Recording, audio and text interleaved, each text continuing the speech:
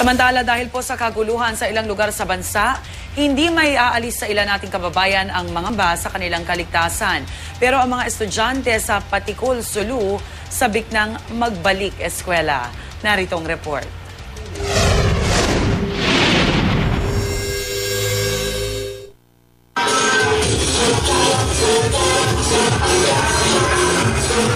Sa pagsasayaw ng mga estudyante ng Kaunayan Elementary School sa Patikul, Sulu, walang mababakas na pangamba sa kanilang mga musmos na isipan na nitong Sabado lang.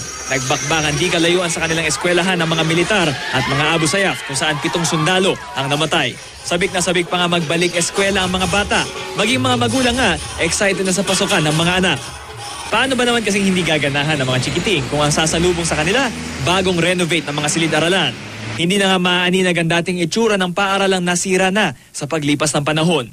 Sa tulong ng donors at maging ng militar, napaganda na ang Kaunayan Elementary School. Kaya naman sa gitna ng pangamba ng bakbakan ng militar at mga rebelde, ang mga estudyante puspusan sa hanga na may pagpatuloy ang kanilang pag-aaral para magkaroon ng mas magandang kinabukasan.